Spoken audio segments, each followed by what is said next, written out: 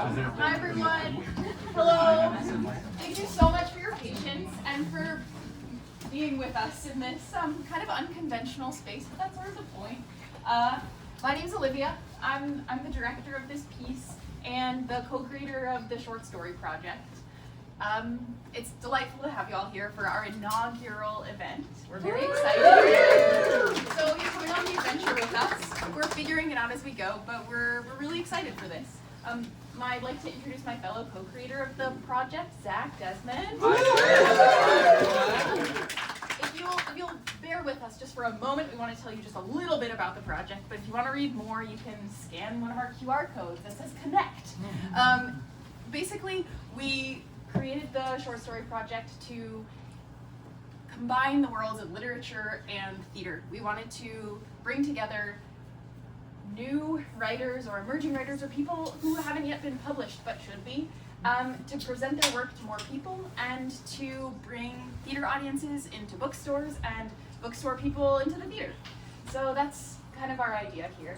We're really excited to be presenting Sally Helm's story. And we're actively taking submissions if you are a writer of short stories. You can scan our QR code that says submit. Yeah. So, did I miss anything? Just that we're at Dear Friend Books, as you may have noticed. There are drinks and things. Liana's at the bar, and we can just applaud her right now. This is born of a project actually that Olivia directed, and that I got to be in over a year ago. It was a series of Donald Bartlemy short stories that were all staged in sort of the fashion that you'll be seeing today. And this is a continuation of what we discovered was actually a pretty solid idea. And we're excited to be bringing a forgotten writer, more or less, to bring that to contemporary audiences. And then we realized bringing contemporary writers to contemporary audiences is also valuable. And would you like to introduce Leah? Yes, I would. I'd like to introduce our actors as well. Zach will be in the piece. Nile Harris will be in the piece. Elwazani will be in the piece. And we would not be here without the support of Undiscovered Works, so we'd like to bring up their executive director, Leah Abrams. This is amazing. I cannot believe how many of you are here. This is so wonderful. Thank you. Thank you, Zach. Thank you, Olivia. Thank you, Sally. This is really exciting for us. Undiscovered Works is a nonprofit theater production company that also really focuses a lot on different types of storytelling. And so when Olivia and Zach said short stories as like theatrical form, I thought, oh, this is perfect for me because I love short stories. And so I just really, really want to thank you all for being here. This is the most exciting thing to start the new year with a new project. And Zach and Olivia have done all of the work to make this happen. And I just really, and thank you to our actors. And you can check us out at undiscoveredworks.org and learn more about us. Our next show hopefully will be in another year. Fingers crossed. All right, that's it for me. Thank you. Okay, without further ado, the thing you came here for, Taos by Sally Helm.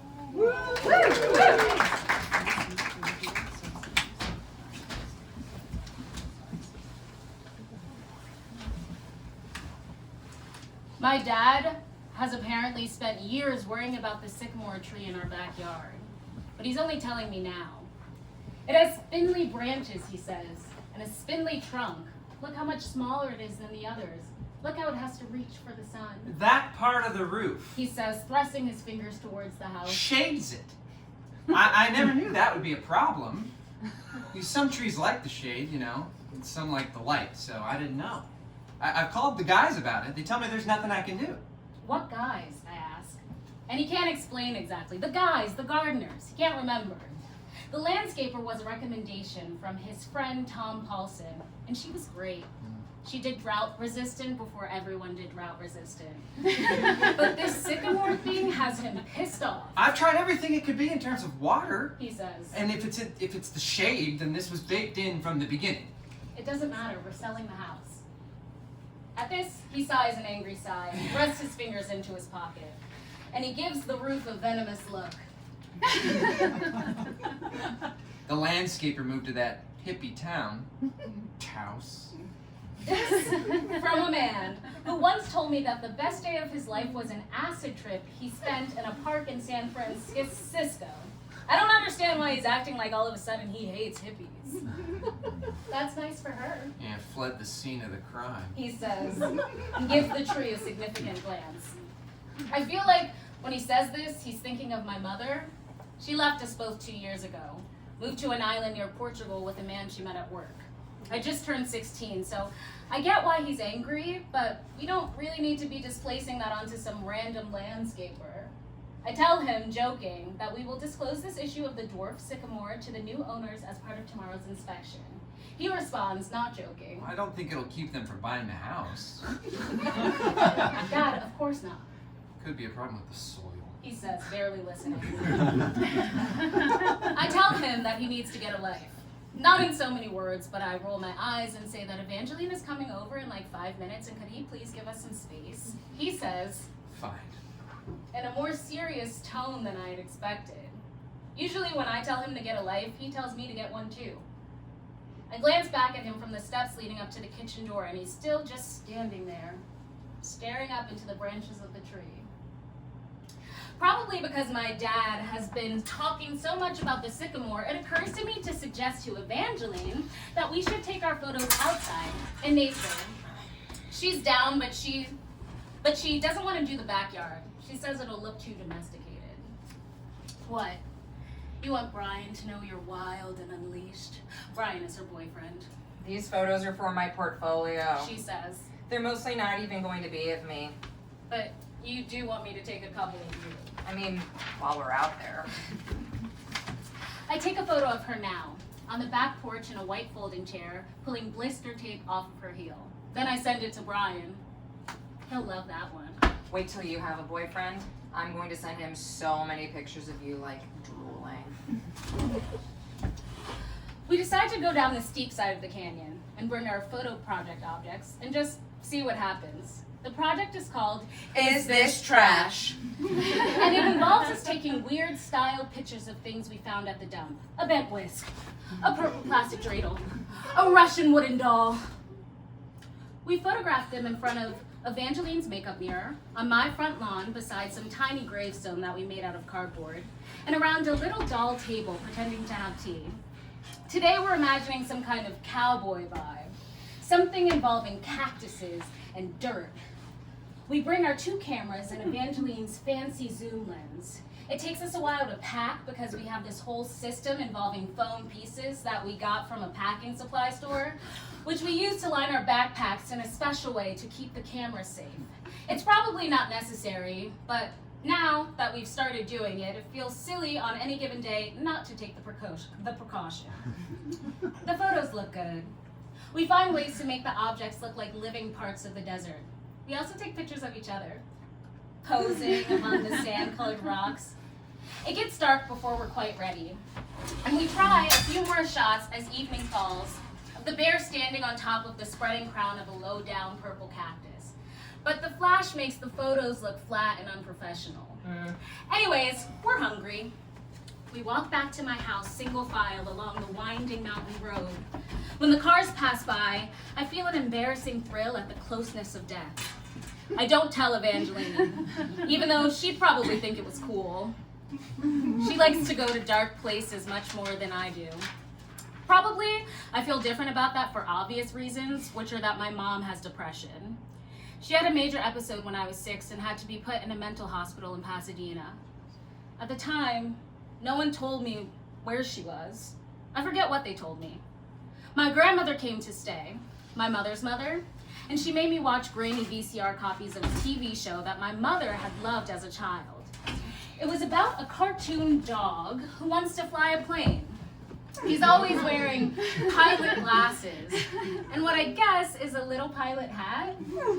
In one episode, the dog falls out of the plane and has to hold on to it with his paws desperately, while his human friend, who is wearing matching pilot glasses, tries to pull him back inside. When I saw the dog fall out of the seat, I shrieked before I could help it. Ah! My father, who was sitting next to me on the couch, grabbed me and held me in his arms, pinning me there with my nose against his soft t-shirt. He said to my grandmother in a rough voice, Turn it off. I heard her click a button on the remote, and I heard the roaring, rushing sound that is always mysteriously left in a room when everything else goes silent. Then, I felt the brief brush of my grandmother's fingers on my back, just as my father said. I'm handling this. I wanted to howl out a sound then that would make both of them disappear and leave me all alone to feel things and wild and turn into a feral child. I could sense the heat of my grandmother's attention on my body. My father was holding me too hard. Then he put his hands on my shoulders, pushed me back gently onto the couch cushion and said, Listen, that dog is getting back into that plane. This isn't the end of things for that dog. His tone surprised me. I had worried that he would sound gentle and careful, but he sounded confident, even tough. I asked him how he knew. He said he just knew, from the rules of the story structure, from the fact that the dog was the main character, and that this was not the last ever episode of the show. All kinds of clues I'd missed. Then, I insisted that we keep watching, though both of them said we didn't have to. The man scrabbles his fingers for the dog's paw, but he doesn't catch it in time. The dog falls backwards, pausing illogically for a second in the air, while he and the man look at each other in surprise. Then the dog plunges down, his figure getting smaller and smaller as he howls out the name of his human friend.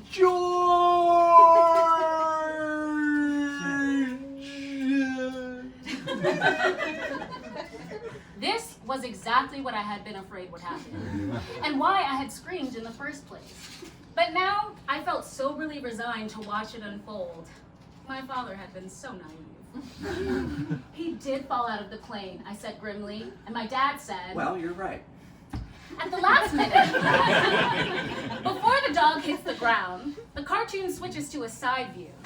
You see his furry body drop down behind the pointy evergreen trees. I felt grateful that they weren't going to make us watch him smash up all his bones. But then there's the sound of splashing water, and a woman's voice says, Dogs falling from the sky? What is this world coming to? the dog, it turns out, was fine. He lands in a nice soft lake, and then he just swims to the shore, where the woman invites him for a picnic. Safe splashdown.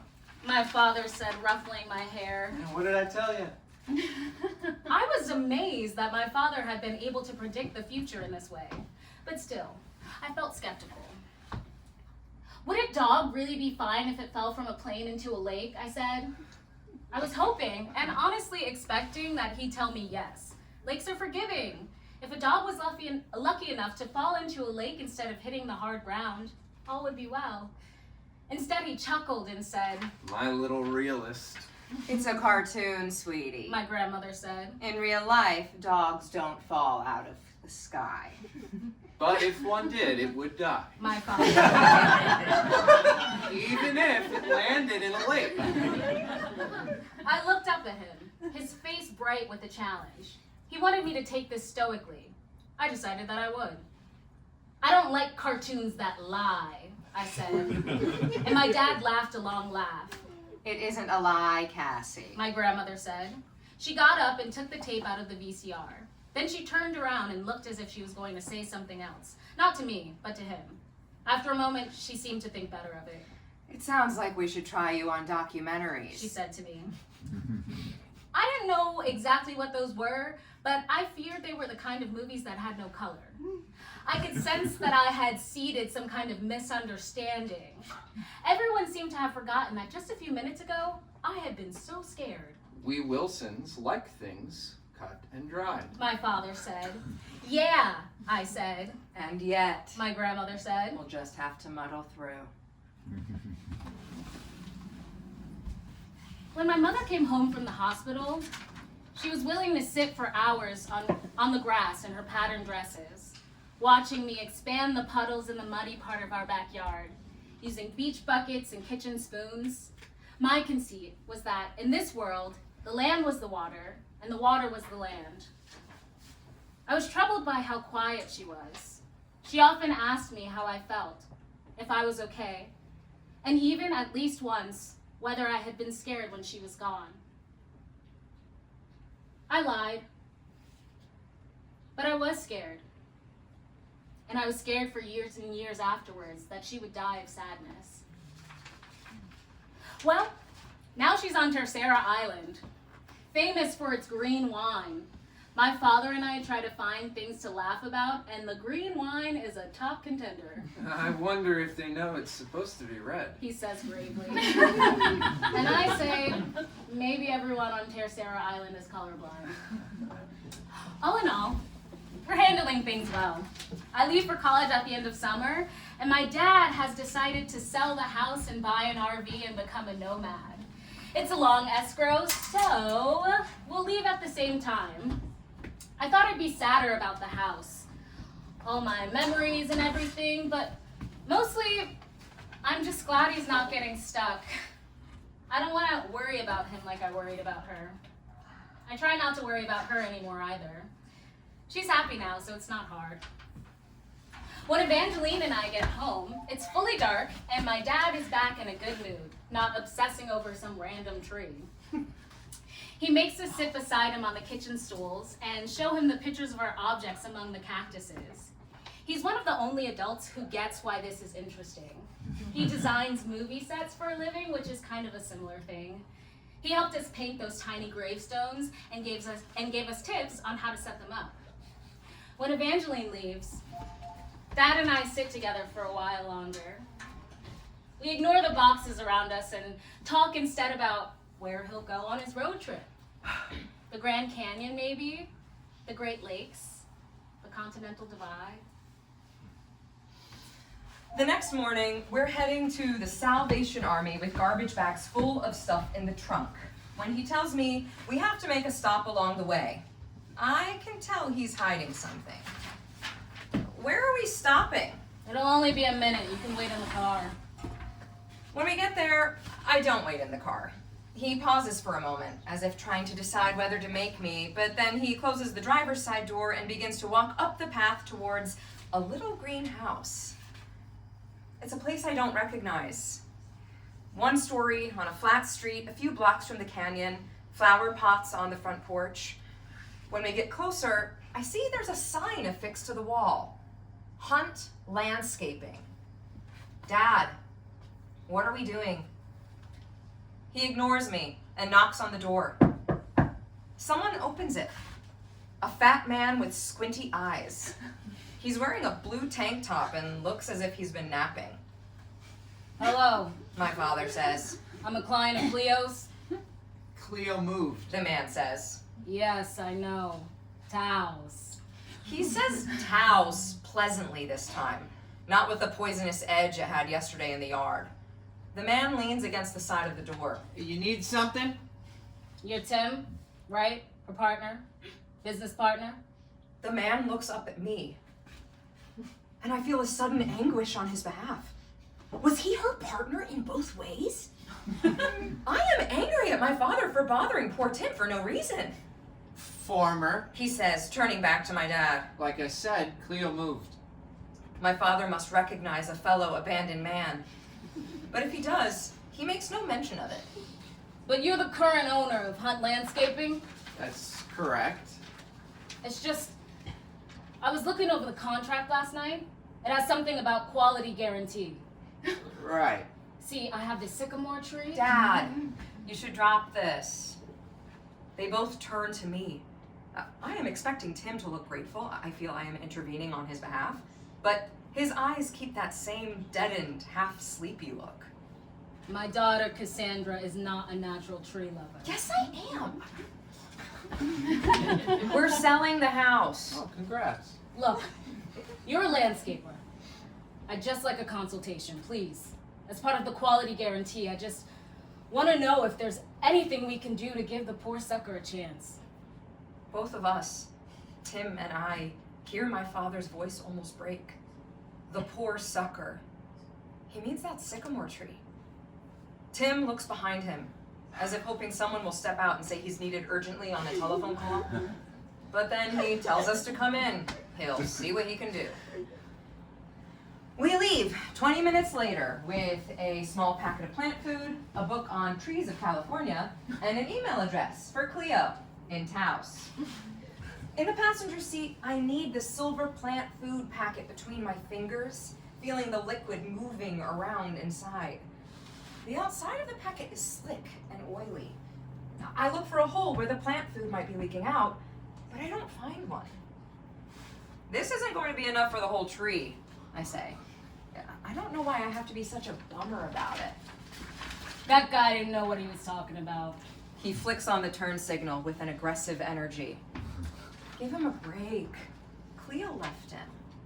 My dad gives me an odd look. Cleo is his sister, as I recall. Instinctively, I turn my face to the window to hide my embarrassment. Okay, well, I didn't say he wasn't. We pull into the parking lot of the Salvation Army and my dad turns off the car. He doesn't immediately undo his seatbelt. I'm worried he wants to have a talk. I unbuckle my own seatbelt to indicate that we will be moving on with the task.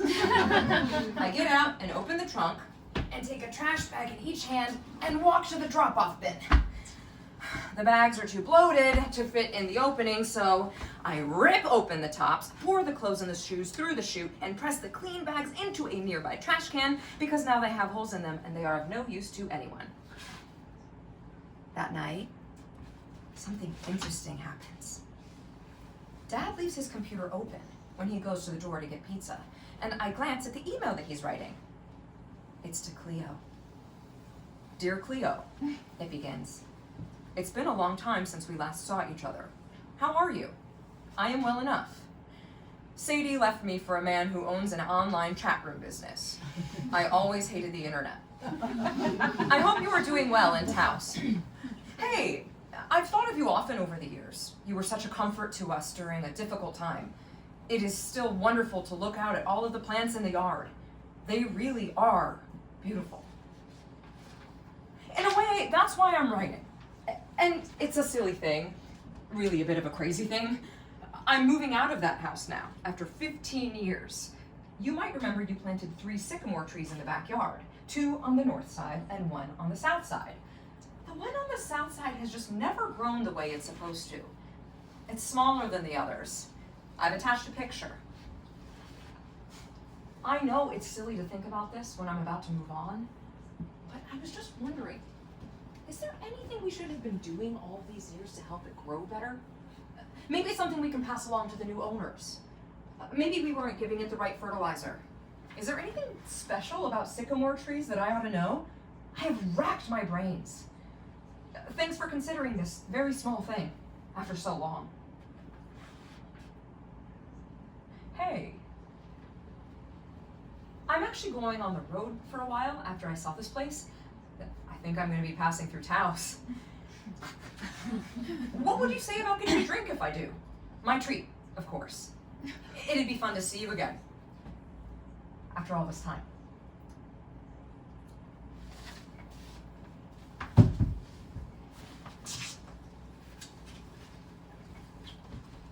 At the bottom of the email, where his signature should be, he's instead written, I am a fool, in big capital letters. My dumb dad. I do this too. When I'm writing an email I'm embarrassed of, I include little notes to myself like, Cassie, make this better. Though I don't make the mistake of then leaving the person's email address in the to line where I might accidentally press send. They threw in cannoli. My dad calls out from the front hall, and I barely even think about it. I delete, I am a fool. I write, yours, Carl. And I send it off.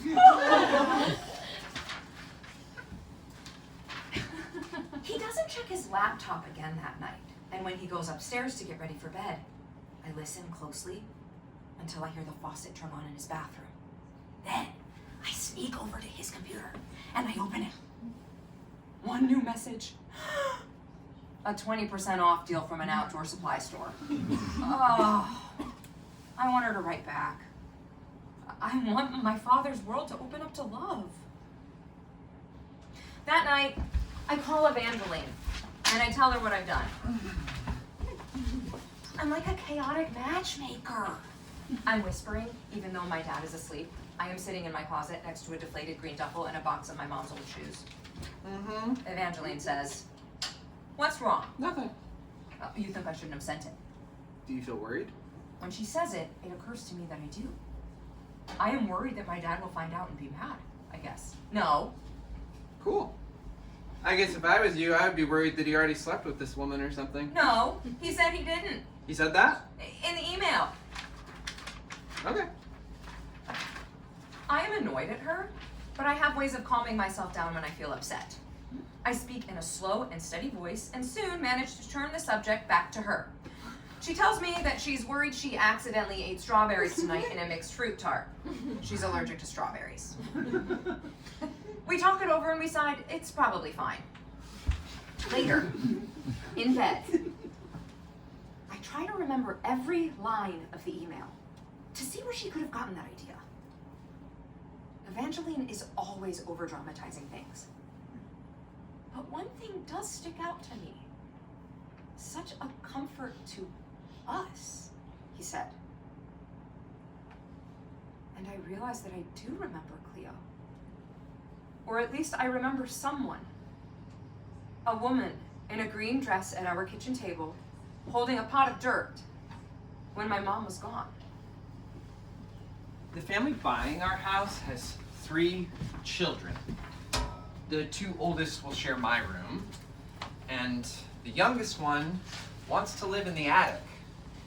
He tells me this in a proud voice as the kids and I sit at our kitchen table the next morning while the inspectors go about their inspecting in parts of the house that are usually invisible, the basement and the tool shed and the silver boxes and tubes located on the far side of the backyard fence. My parents are going to have it redone, of course. The older sister says like she's worried I'm gonna sue her. They said that they need to put in a new floor. Oh, I don't know how you could put a whole new floor into a room, let alone the attic. I picture the second floor with no ceiling, rafters, and then the sky. Though of course they'd be leaving the roof. It's nice up there, I say. The ceiling is pointy. The youngest child yells out happily, her sister shushes him, and I smile blindly to show it's okay. My eyes fix on the blue wall of our kitchen. There are 3 darker squares that used to live behind our picture frames. And where will you all be going to school? I ask. But when they answer, I don't know what else to say. It's not the same school I went to.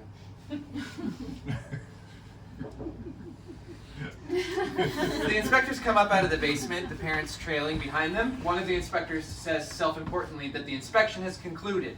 So long as there are no outstanding issues to discuss. Says the taller one. I can tell that he is in charge, and the other inspector is his apprentice. Although they both have clipboards and are both wearing the same tan hat adorned with a neon yellow band. There is one last thing. My father says, "No, there isn't," I say sharply, and everyone turns to me. I have been waiting and waiting for him to bring up the tree. We had almost made it through, but now I can see that I have made things worse by creating a commotion. The family thinks we have something to hide. We'd like to hear it. The other dad says, putting his hand protectively on his wife's shoulder. When he tells them that one sycamore tree is smaller than the others, he's not sure why, he just wants them to be aware. I see a wide-eyed discombobulation pass onto their faces, and I see my father's body begin to curl with embarrassment. Not to worry, not to worry. The man says. We're putting in a basketball court. A basketball court? My father says. My dad played in college. Says the oldest boy, who's about 13. There's not enough room out there for a basketball court. My father says. There is. The other man says. Well, not regulation size, but if you rip up the lawn part and the driveway all the way down to the fence. How about that? My father says. Well, then I think that's it. It was lovely meeting you. The woman says, I think she must be flustered because she has met us already. I see them out the front door, and when I go back to the kitchen, my father is throwing raisins up into the air and catching them in his mouth. When he sees me, he throws his arms out wide. They're getting rid of the tree.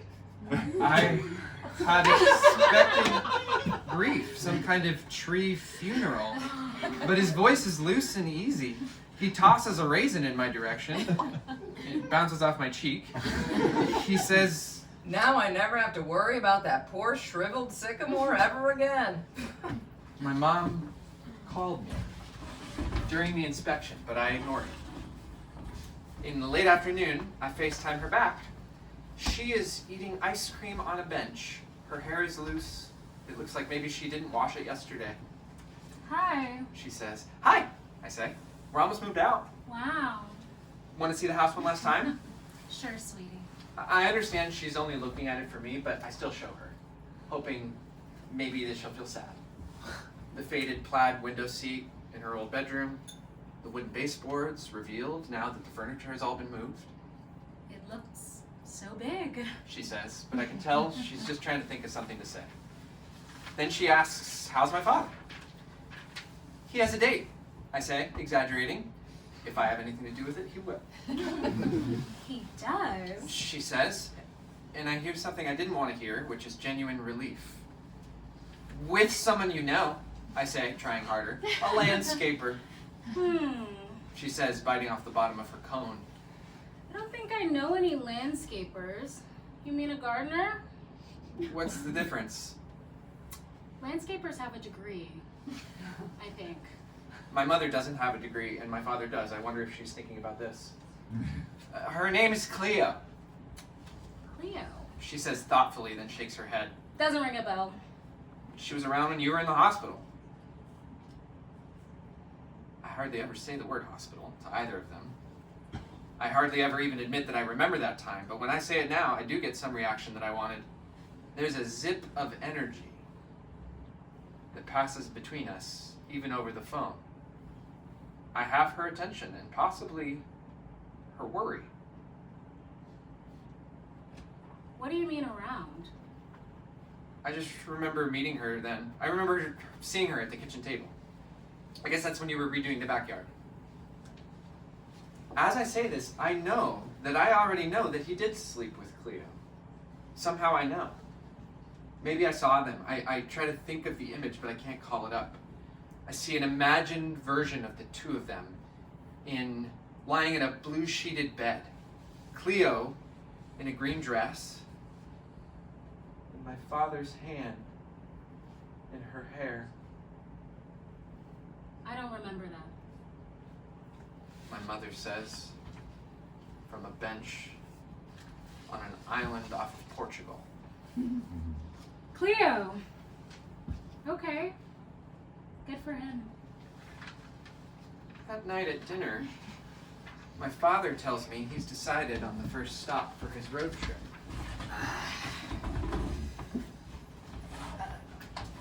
Taos. Taos? I say. Why Taos? I know I called it a hippie-ass town, or whatever I called it. I think maybe I was just jealous. Of what? Of Cleo. Off living her liberated life. He keeps his head down as he says this, and I feel something new and dangerous in the room. He has said her name. Dad? When he looks up at me, his eyes have that challenge in them, like he believes that I can take anything. Did you sleep with Cleo? I look down at the floor after I say this, and suddenly it occurs to me how much I'll miss this floor. I actually don't want the new people to replace any of the floors, even the ones in the attic. When I venture to look, there's a frank emotion on his face that I didn't know he was capable of. I was sad, Cassie. I was so goddamn sad. I knew this. I must have known this. But it feels like a betrayal for him to say it. I try to yell, but I start crying instead. He looks at me and his eyes are scared. Oh no. Oh, Cassie. What do you need me to do? I don't know the answer. Be happy, I say. Okay, He says. I'll try.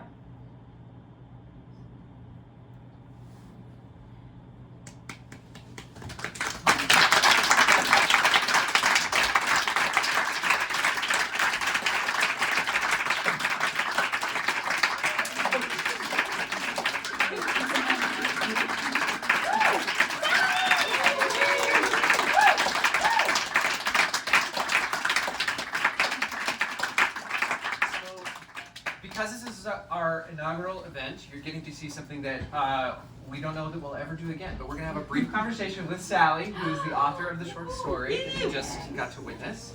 We're going to ask 3 questions. Sally's going to give us 3 thought-provoking answers, I'm sure. And then we'll have a chance to mill around. You can enjoy a drink, congratulate everybody that you see, and all that stuff. But first, Sally, I just want to ask,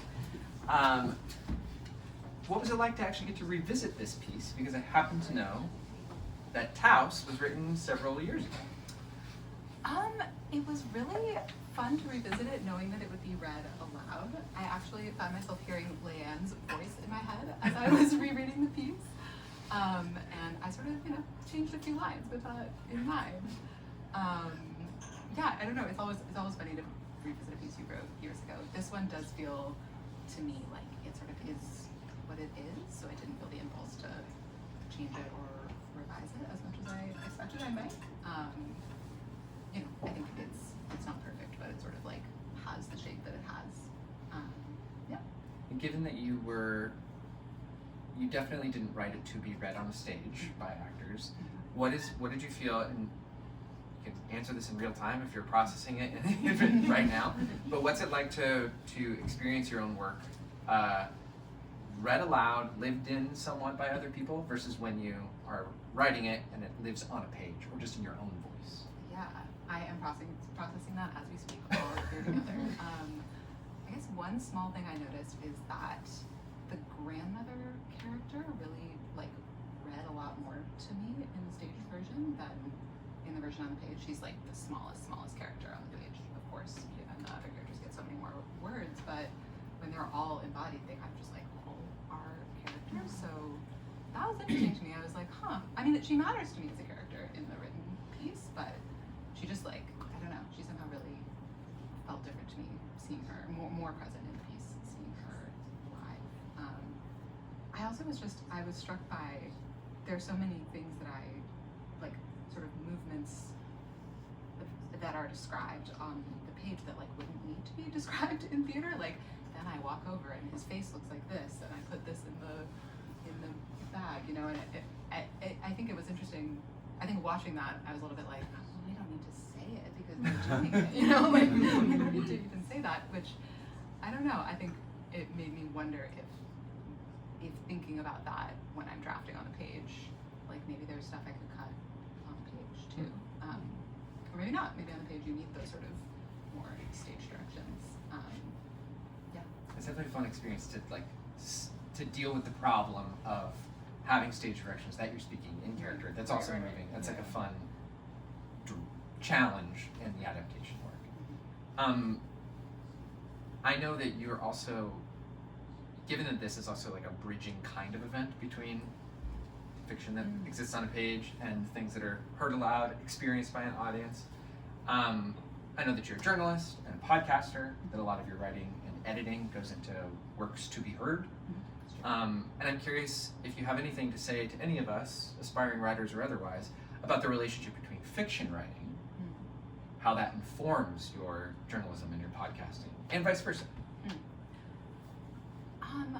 I think vice versa, there are 2 things that come to mind. One is I do feel like I sort of write with an ear that is trained on podcasting, which is a for better or for worse thing. I do think it helps me hear dialogue a little bit differently in a piece of fiction. And I don't exactly mean hear the dialogue and make it realistic, but I feel like dialogue sort of rings differently to me in a piece of fiction because it's parallel to tape in a podcast. And when you're writing a podcast, tape is the lifeblood of the thing. And I think dialogue is sort of similar in a piece of fiction. It is the living thing that goes through the prose architecture around it. So I think I'm really tuned into that when I'm writing fiction. I sort of hear dialogue in the way that I've been trained to hear tape. And one thing about this story is that it ends on tape. The last line is dialogue, which in podcasting people have different senses of whether that's even allowed. Can you end on tape? Because the idea is kind of it's maybe a little easy to end on tape, then you're not forcing yourself to have the last word. So I don't know. That's something I was thinking about actually hearing the piece just now, being like, oh, also in live theater, you really feel it ends on dialogue and not narration. And I don't know that I'm against it. I don't like the way that this piece ends, but I was just like noticing that. It almost always ends on tape in live theater. Very rarely. Yeah. Well, thank you so much for sharing your work with us. I thought Thank it you so adapted much. beautifully. And